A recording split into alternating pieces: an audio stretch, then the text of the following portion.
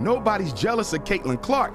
They're angry at the racism. Yeah, the reason why we watching women's basketball is not just because of one person. It's because of me too, and I want y'all to realize that. You can't expect black women of the WNBA with all the hell that they catch to sit there and watch someone who is not as good as they are be elevated to a level that they were never put at. It's not fair. It's not jealousy. It's an anger, because even at this level of society and professionalism in athletics, I still have to play second fiddle to the white girl, even when she's not good enough. Did you see it? It's just a little small thing. She tried to draw a foul. There was no foul. And then you turn to the refs and yell and scream at them like they've done something wrong. This has been going on her entire career in the WNBA. I've been pointing it out. Her dad's been pointing it out. People that care about her have been pointing it out. Hey, Kate, love you to death, but control yourself. Find a better way to channel your energy. And I am sympathetic. I do think this is a mental health issue. The Caitlin cult, which I'm a part of, and I know many of you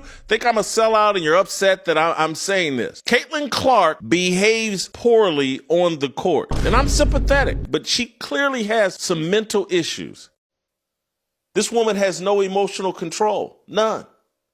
She's got 4 technical fouls, picked up 3, 2 on Saturday against the Connecticut Sun, and picked up 1 the game before, I believe, on Thursday. She now has 4 technical fouls. She got ejected from the Connecticut Sun game on Sunday. And the Caitlin cult is all celebrating. Caitlin Clark hit 5 of 10 3-pointers. Caitlin Clark was amazing. See, I told you, look at these stats. She's the fastest person to reach this, and this. And they can't see, like, hey, man, the Indiana Fever have won 3 straight games playing bottom feeders. The leadership is bad on the court from Caitlin Clark.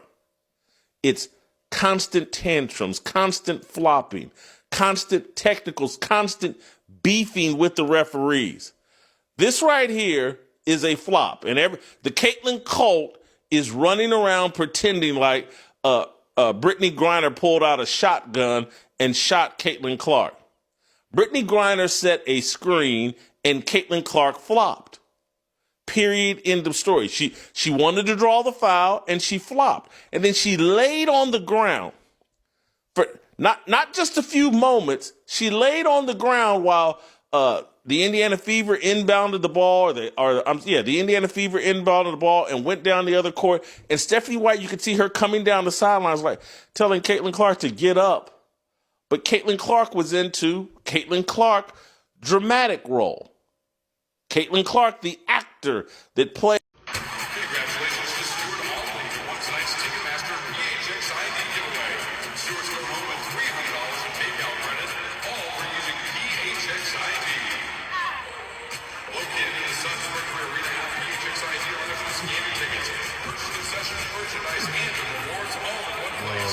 Get PHXID ready by downloading the Suns Mercury Arena app and signing in with your Ticketmaster account with great prizes throughout the season.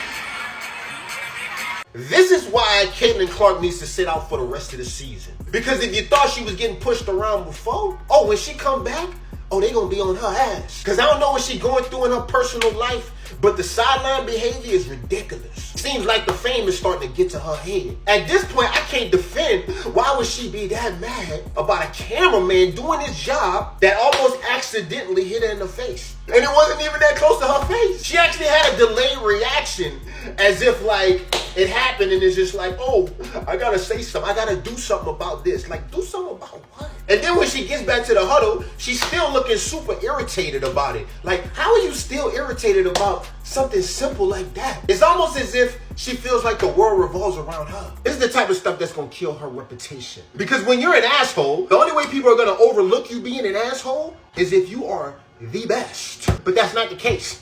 The best players don't act like this when they're on the sideline. And now she's getting attention for the wrong reasons. So now instead of people appreciating her coming back, when she comes back, she's gonna get 10 times more criticism because of the antics. She's starting to look like a Karen on the sideline. And then I saw another situation to where her and DeWanda Bonner was going at it, and she putting her hand up like this, shooing her away, talking about it's a foul, it's not a foul or some shit like that. The crazy part about it is you're overdoing the antics, and the shit actually was a legit foul call. Oh, and let's not even talk about when they played the Sparks and she's trying to approach the ref after the game that they actually won. You won the game.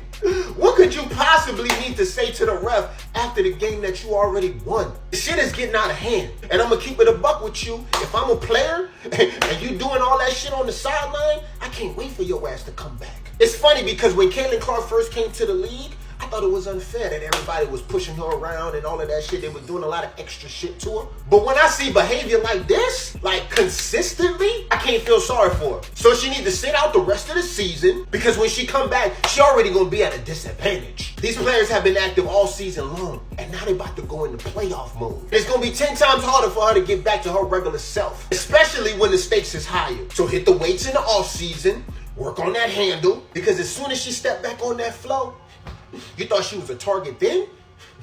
Oh, it's gonna be 10 times tougher when she gets back. So I hope she's ready.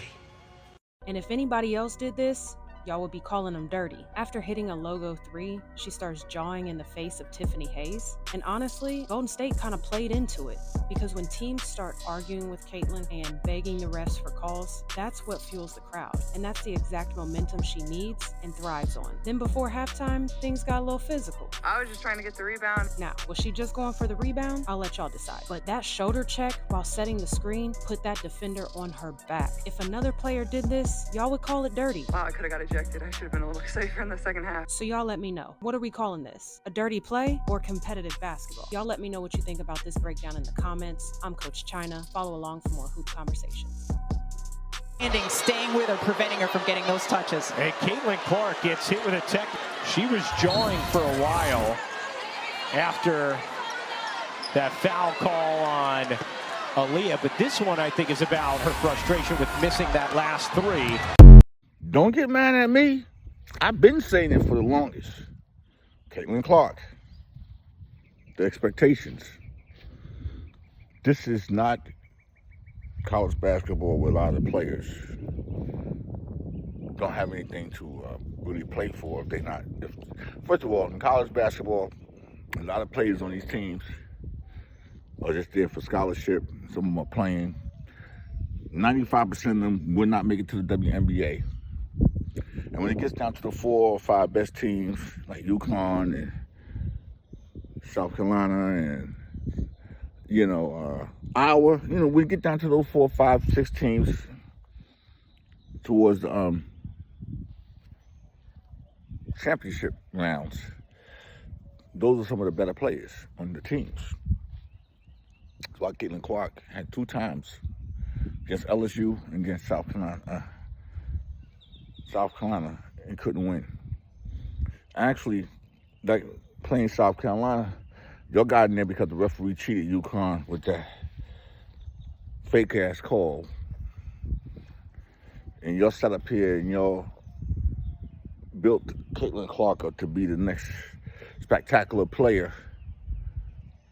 Now, I'm not going to say the girl can't. She got good eye court reservation. She got tough spots on the court, and recently she's been going towards the basket. But those are for the players who defensive skills is not good.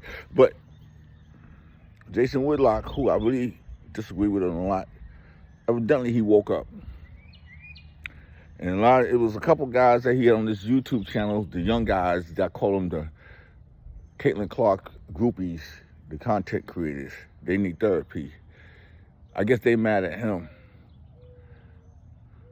But my way is to how you beat the Indiana complainers, how you beat the Fever. Just let Caitlin Clark shoot. I mean, she gonna get away with pushing her arm and doing it. She gonna get away with that, but just let her shoot. So when she shoots, she take her team out the game. Just like in the first quarter yesterday against Atlanta, she 13 points. Meanwhile, none of the other players was really getting in rhythm. And see what happened. The last 3 quarters, she scored 13 points. You missed shots.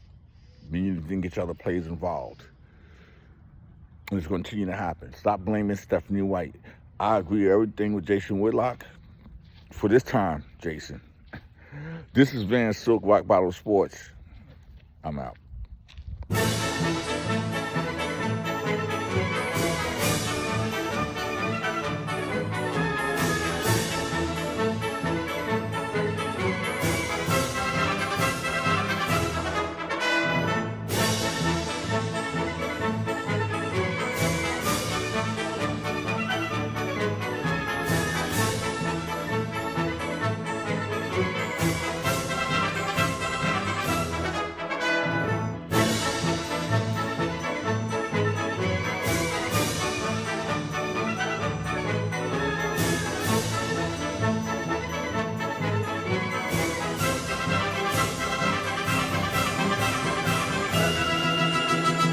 Nike is releasing the Caitlin Clark shoe. No Nike shoe her senior in college, no Nike shoe when she's a rookie in the WNBA. Why are they running out a shoe now that Caitlin Clark's popularity is clearly waning? It's the Alphabet Mafia. It's the LGBTQIA+, BLM. Caitlin Clark, being a white heterosexual woman, she didn't have the right sexual arousal. She didn't have the right skin color. And so Nike blew a golden opportunity. How did we get here? Because Nike's prioritized DEI and the Alphabet crew. Are you gay? Oh, we got a job for you at Nike. Caitlin Clark was best for business and best for everybody. They're not doing what's best for business. They're doing what's best for the Alphabet crew, the rulers of the world. The girl's crashing out. She's having problems with the referee. She's having problems with starting fights with other players. She having problems with her coach. She's not listening. She's whining, complaining. What is it, Caitlin Clark? What do you want? Let's sit back and just tell us what you're looking for, because it has been proven already that you are a very good player. You're a good shooter. But to make you better, you need to get off the ball. You're not a point guard. You never were. At Iowa, you weren't the point guard. You were a point shooter. You didn't pass the ball. You shot the ball. And when they put 4 people on you, then you got rid of the ball and somebody was wide open.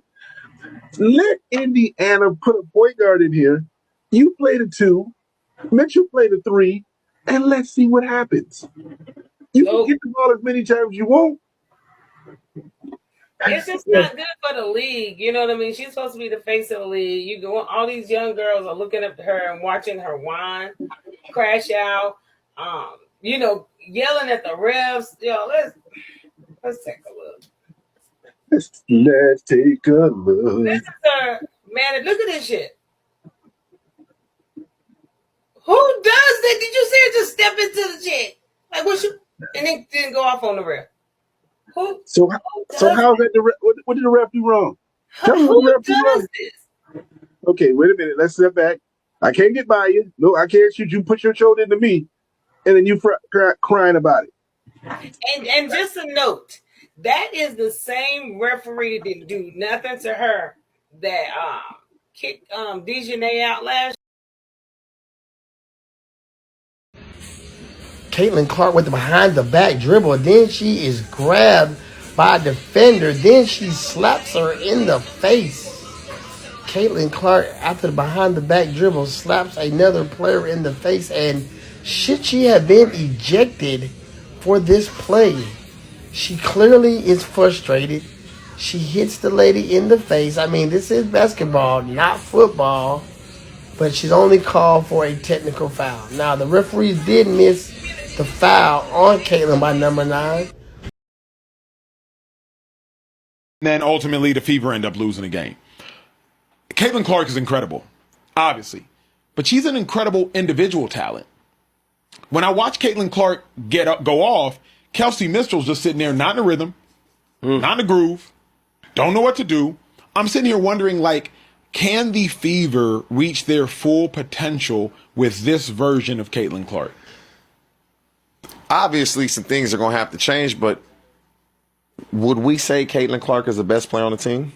No. I think Kelsey is as far as efficiency, because I'm watching. What would the powers that be in the WNBA believe?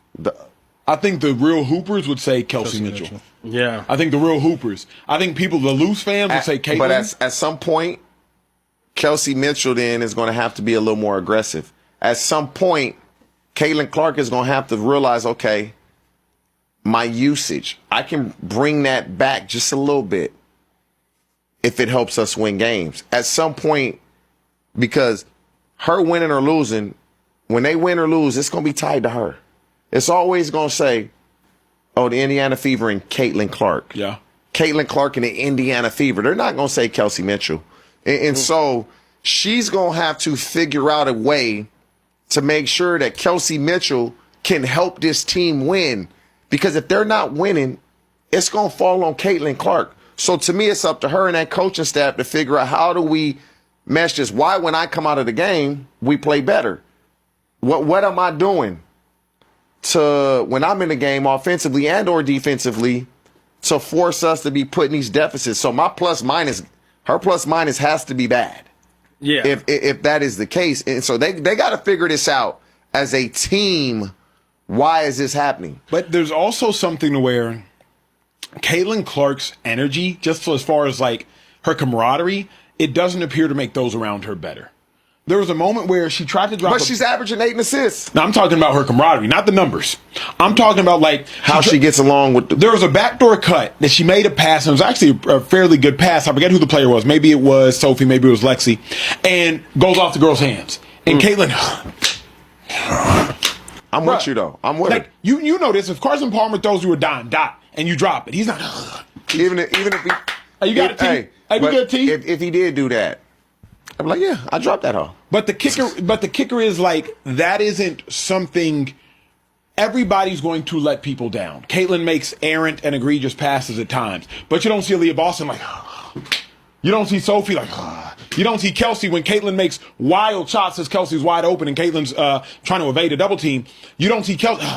Caitlin's the one that you constantly see. The Caitlin Clark thing is over because she's not the best player in the WNBA. She's not the best guard in the WNBA. She's not even the best guard from her college class because that's Paige Beckers, who plays for Dallas, who beat them in the season opener. This could be a situation where we look back on Caitlin Clark, and we're not going to look back on her like she's Michael Jordan. She's Jeremy Lin.